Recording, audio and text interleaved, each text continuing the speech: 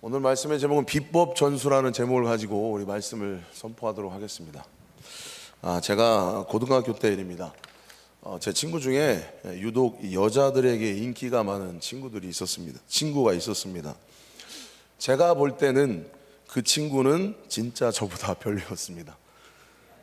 키도 별로였고요, 얼굴도 별로였습니다.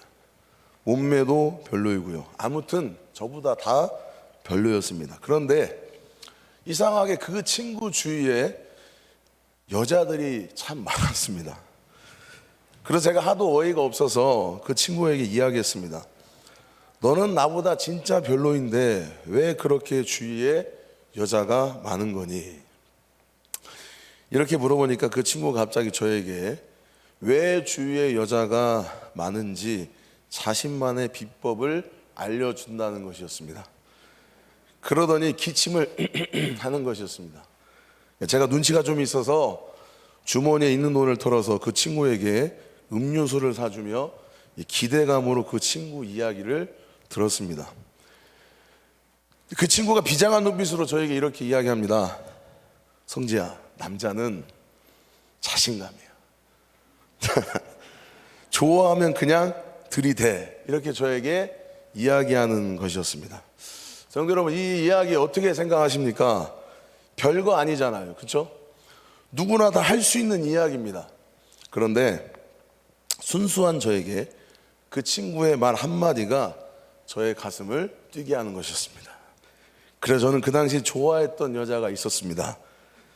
그 여자친구에게 용기를 내어 들이댔습니다. 어떻게 되었을까요?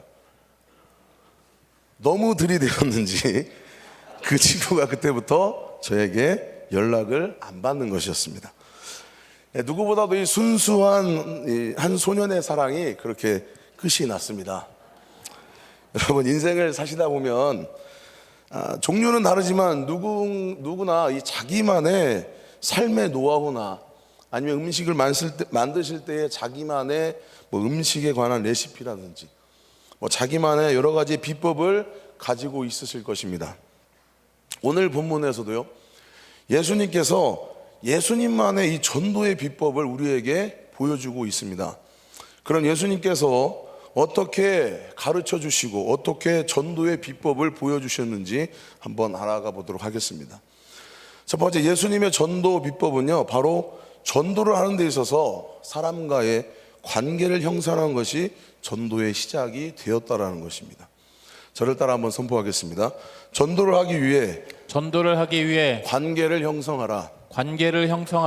이 시대의 사람들은요, 요즘 시대의 사람들은 서로 더불어 살아갑니다.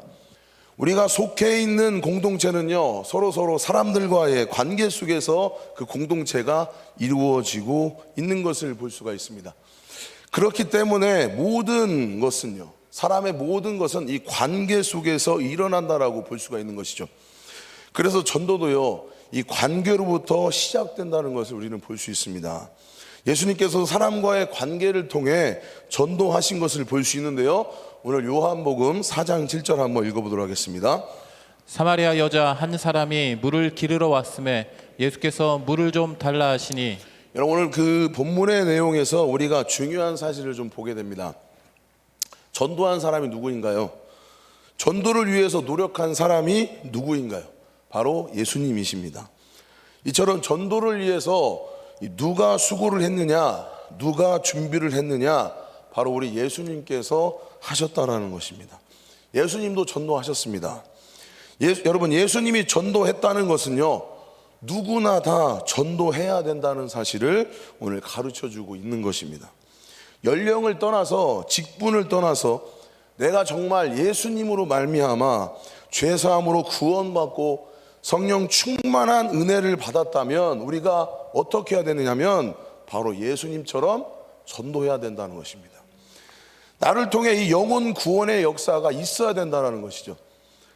전도는요, 나이, 연령, 이 국경을 초월하는 것입니다. 그래서 전도는 예수로 구원받은 내가 예수님처럼 영혼 구원의 열정을 회복하며 성령 충만한 가운데에 예수님처럼 우리는 전도할 수 있어야 된다는 것입니다. 그런 의미에서 다시 우리 본문 7절을 다시 한번 읽겠습니다. 사마리아 여자 한 사람이 물을 기르러 왔음에 예수께서 물을 좀 달라 하시니 좀 더 집중해서 볼 것은 예수님께서 전도를 하시기 위해서 무엇을 하셨냐면 먼저 관계 형성을 하신 것을 볼 수가 있습니다. 이 모르는 사람임에도 불구하고 그 사람과 관계 맺기 위해서 예수님은 먼저 다가가서 대화를 던지시고 있는 것이죠. 이런 예수님은요, 이 전도의 모습을 볼 때에 우리는 이 관계 형성을 통해 전도가 이루어진다는 것을 볼 수가 있는 것입니다. 이처럼 우리 또한 삶 가운데 한번 주위를 둘러보셨으면 좋겠습니다. 혹시 내가 속해 있는 이 공동체 가운데에 복음을 듣지 못하는 이런 복음의 대상자가 있으신다면, 전도의 대상자가 있으시다면 그 영혼의 구원을 위해 예수님처럼 우리는 먼저 다가가 관계를 형성하고 그리고 그 가운데 예수의 복음을 전해야 된다는 것이죠. 오늘 본문에 등장하는 여인은요, 이 사마리아 지역에 살고 있는 여인입니다. 이 사마리아 지역은 어땠을까요? 오늘날 이 팔레스타인 지역이라고 볼 수 있는데요, 오늘 본문에 나오는 이 사마리아 지역은 좀 특별한 지역이었습니다. 특별히 오늘 보니까 이 사마리아에 있는 여인 하나가 이 물동이를 들고서 물을 기르러 나왔습니다. 성경에 6시쯤 되었다라고 이야기하는데 계산해 보면 오늘날 이 정오 12시인 것을 볼 수가 있는 것이죠. 이 여름 지역, 이 따뜻한 지역, 이 여름 정오 12시의 날씨는요, 온도가 어느 정도냐면 약 한 35도에서 45도 정도 왔다 갔다 한다고 합니다. 여러분 얼마나 덥겠습니까? 여러분 같으면 굳이 땡볕에서요 물을 길리러 갈 수 있을까요? 그런데 이 사마리아 여인은 어떤 사람이었습니까? 사람들을 만나고 싶지 않는 사람이었습니다. 사마리아 사람은 어떤 사람이었습니까? 지역 사람들로부터 왕따를 당하는 외면을 당하는 외로운 여자였습니다. 그런데 예수님께서는요, 그런 그녀의 모습을 보시고 달려가서 그와 관계 맺고 계시다는 것을 볼 수가 있는 것이죠. 무엇을 위해서요? 바로 그 여자의 그 영혼의 구원을 위해 예수님은 복음을 전하기 위해서 그 여자에 다가갔다는 것이죠. 우리 골로새서 3장 3절 4절 한번 읽도록 하겠습니다. 또한 우리를 위하여 기도하되 하나님이 전도할 문을 우리에게 열어주사 그리스도의 비밀을 말하게 하시기를 구하라. 내가 이 일 때문에 매임을 당하였노라. 그리하면 내가 마땅히 할 말로써 이 비밀을 나타내리라. 그러니까 우리가 전도를 어떻게 하냐면 하나님께서 문을 열어주셔야 되는 것인데, 무엇보다 그 전도의 문을 열어주시기 위해서 우리가 먼저 기도가 필요하고요, 그 기도 가운데에 하나님의 은혜를 구하고 그 다음에 주위를 자세히 둘러보시고요, 복음을 듣지 못한 사람들에게 먼저 다가가 관계를 형성해야 된다는 것입니다. 어떤 기관에서 조사한 내용입니다. 새신자들에게 당신은 왜 교회에 나오게 되었습니까? 라며 교회에 나온 동기를 좀 조사해 봤다고 합니다. 이 조사한 결과 이 새신자들이 교회에 나온 이유는 대부분 사람들이 주변에 아는 사람들의 끈질긴 권유로 인해 정에 이끌려 나왔다라고 그렇게 이야기되고 있습니다. 그런데 이게 몇 프로이냐면 80%에 해당된다고 합니다. 그렇습니다. 한 영혼이 죽게 돌아오는 큰 기대를 가지고 영혼에게 관심을 가지고요, 자꾸 정을 나눠주고 권면하다 보면 교회에 나오게 된다는 것입니다. 그러니까 관심을 갖고 내가 작정한 이 태신자에게 계속해서 다가가면서 그 사람에게 사랑을 전하는 가운데 또 교회를 전하고 복음을 전하게 되면 바로 그 사람은 예수를 믿게 된다는 것입니다. 그렇기 때문에 예수님께서 보여주셨던 전도의 힘은요, 전도는 힘이 있고 인격적인 전도라고 볼 수가 있는 것입니다.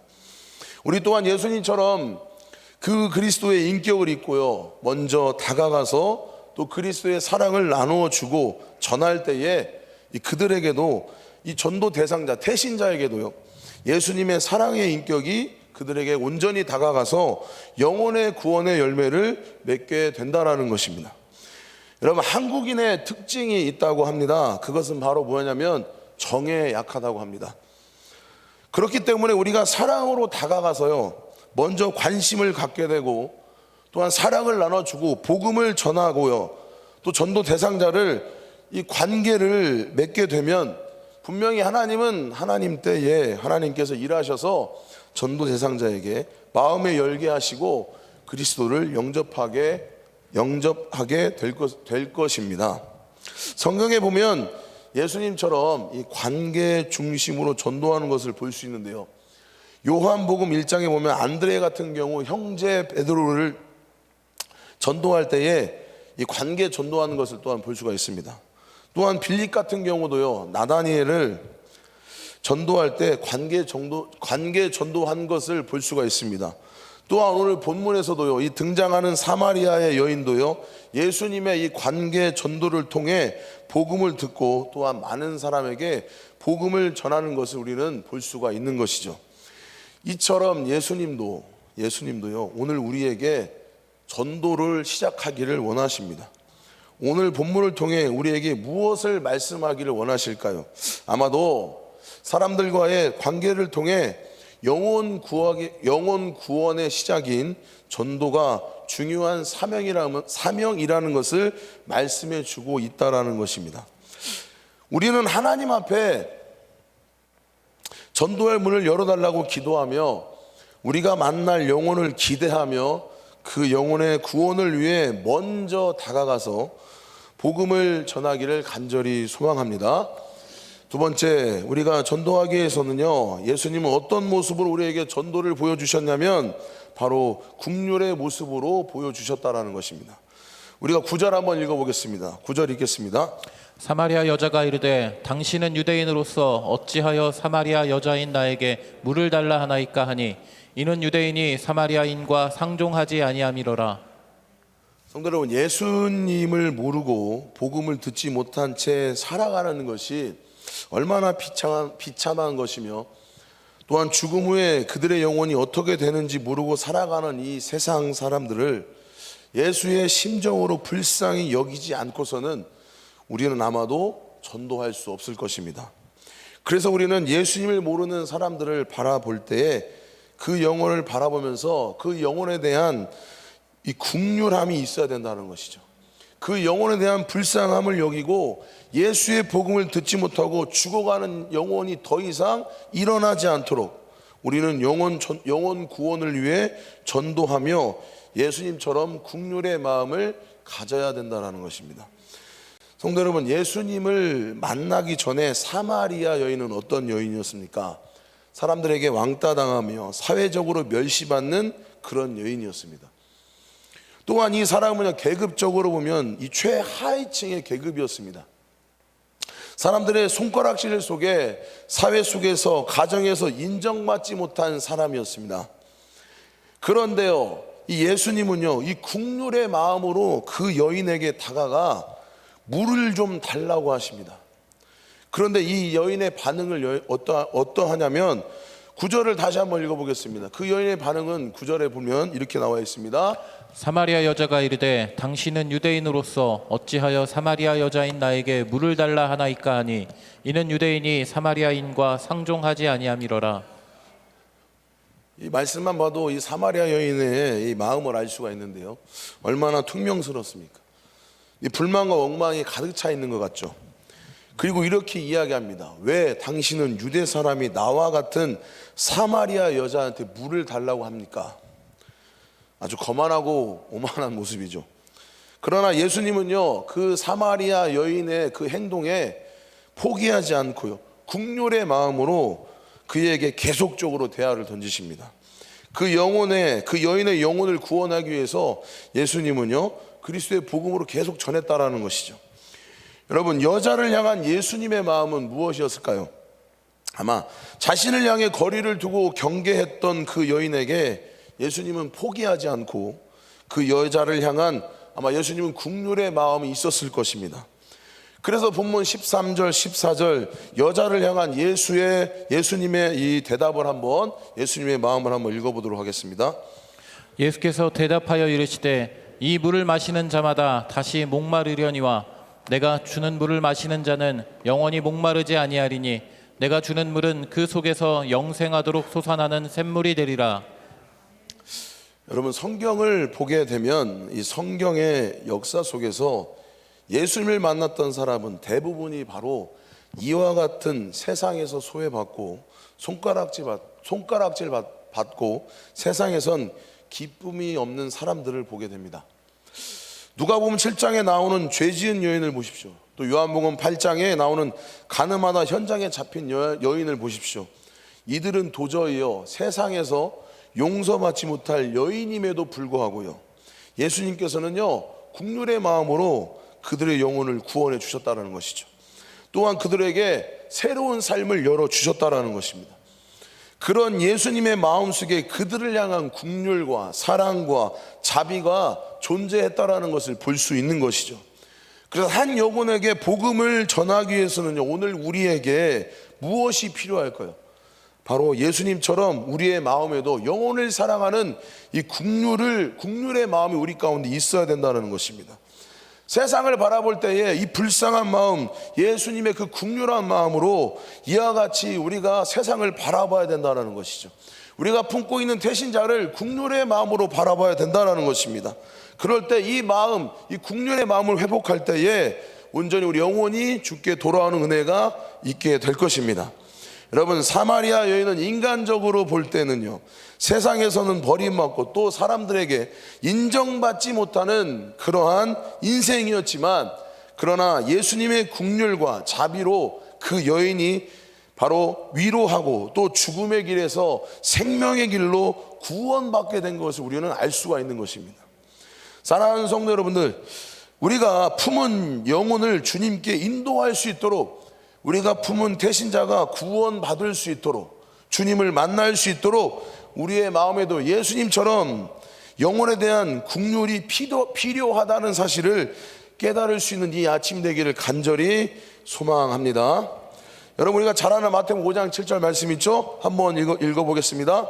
긍휼히 여기는 자는 복이 있나니 그들이 긍휼히 여김을 받을 것이며. 아멘. 그래서요 우리가 예수님처럼 이 긍휼한 마음을 가지고 누군가에게 그 긍휼을 행하며 예수님처럼 이 귀한 사랑으로 그들을 보듬어 안을 때에 그것이 바로 영혼을 향한 열매를 맺게 될 것이고요, 그것이 바로 우리 예수님께서 기억하시는 기쁨의 삶이 될 것이고요, 그것이 바로 예수님의 긍휼이 우리의 삶 가운데도 임하게 된다는 사실인 것입니다.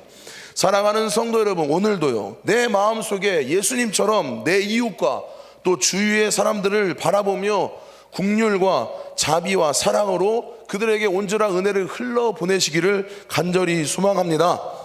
세 번째는요, 예수님께서 우리에게 가르쳐 주신 전도의 비법은, 그것은 바로 무엇이냐면 위로하라는 것입니다. 저를 따라 선포하겠습니다. 위로합시다. 위로합시다. 우리 본문 15절 19절 한번 말씀을 읽어보겠습니다. 여자가 이르되 주여 그런 물을 내게 주사 목마르지도 않고 또 여기 물 기르러 오지도 않게 하옵소서.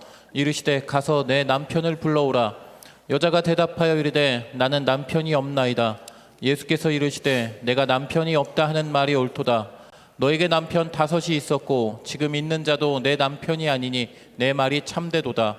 여자가 이르되 주여 내가 보니 선지자로소이다. 이 사마리아 여인에게 있어서는요 이 예수님의 말씀은 생명의 말씀이었습니다. 예수님을 만난 여인은요 새로운 은혜를 체험하게 되는 순간 바로 이 본문의 말씀이었습니다. 그런데 그게 어떤 것이냐면 바로 예수님의 위로라는 것이죠. 여인은 예수님의 이 위로의 마음으로요 치유가 일어나게 되는 것을 우리는 볼 수가 있습니다. 우리 다시 한번 본문 13절 14절 한번 읽어보실까요? 13절 14절 한번 읽어보도록 하겠습니다. 예수께서 대답하여 이르시되 이 물을 마시는 자마다 다시 목마르려니와 내가 주는 물을 마시는 자는 영원히 목마르지 아니하리니. 아멘. 내가 그 속에서 내가 주는 물을 마시는 자는 영원히 목마르지 아니하리니. 이런 예수님의 이야기를 들으니까 그 사마리아 여인이 어떻게 고백합니까? 15절에 주님 그런 물을 내게도 주옵소서. 그런 물을 내게도 주시옵소서. 이 여자는 자기도 모르게 예수님을 주님으로 고백하고 있는 것을 볼 수가 있는 것입니다. 이 예수님처럼 위로가 그 여인에게 있어 몸과 마음과 영혼 가운데에 예전에는 경험하지 못했던 기쁨과 충만한 은혜를 경험하게 되는 것을 볼 수가 있는 것입니다. 예전에는 사람들에게 천대를 받았습니다. 누구 한 사람 말을 걸어주는 사람이 없었습니다.